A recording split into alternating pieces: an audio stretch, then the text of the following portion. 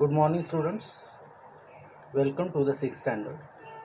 Today we are going to learn history, chapter number 1, the Indian subcontinent and history.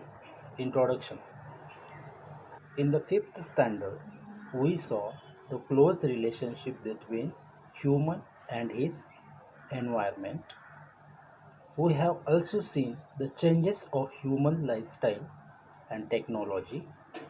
We studied the history of human and agriculture civilization from Stone Age that flourished on the banks of rivers. Here, I want to ask you one question. Where do human settlement flourish? The answer of this question is the human settlement flourish on the banks of the river. History is a coherent account of the significant past event in the progress of human culture. Time, place, society, and individuals are the four major pillars of history. Here, I am going to ask you some questions. What is history? History is a coherent account of the significant past events in the progress of human culture. And the second question is, which are the four major pillars of history? Time, place, society, and individuals are the four major pillars of history.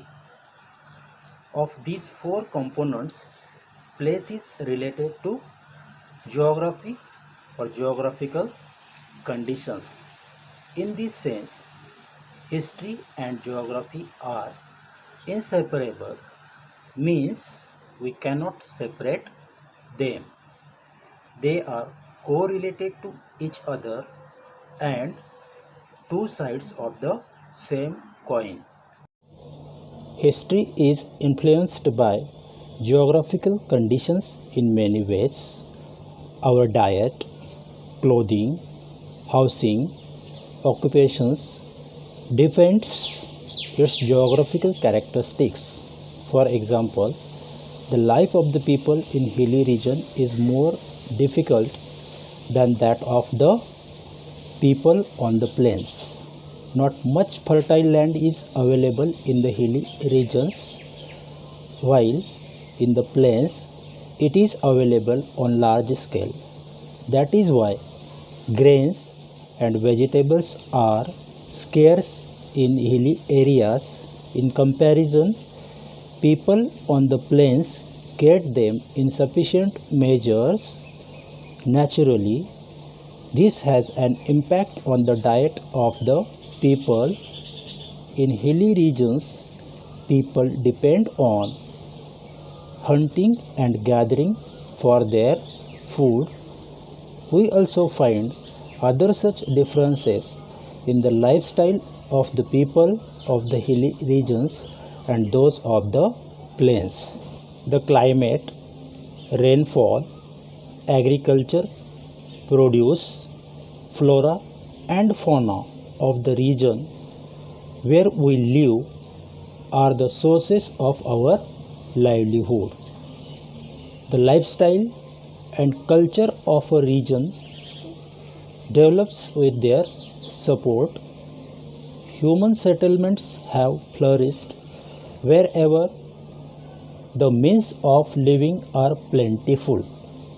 Over a period of time, these settlements develop further into villages and towns, but sometimes regions like the degradation of the environment, drought, invasions, etc., lead to the scarcity of those means.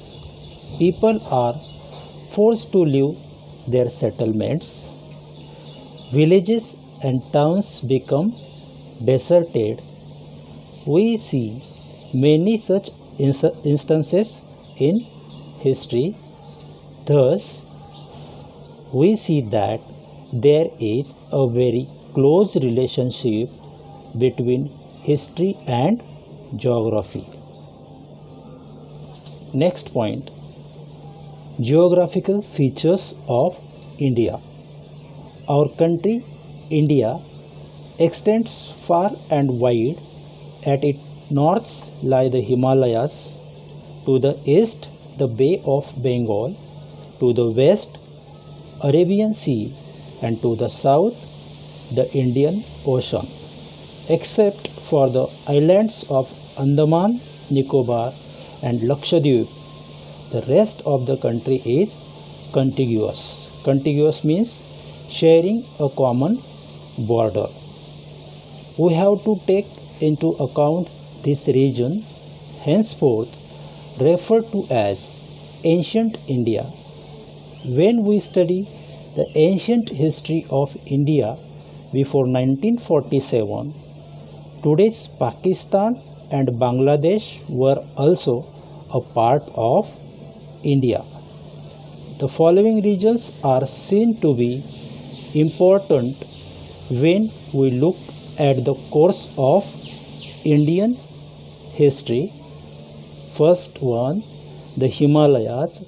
Second point, the plains of Sindhu, Ganga, Brahmaputra rivers. Third one, the Thar desert. Fourth one, the Deccan plateau. Fifth one, the coastal regions. And the last one, the islands in the seas. Now, the assignments for you. First question, what is history? Second one, which are the four major pillars of history?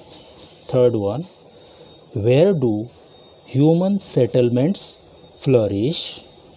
Fourth one, which is the earliest civilization in India? And the last one, what does human life depend on?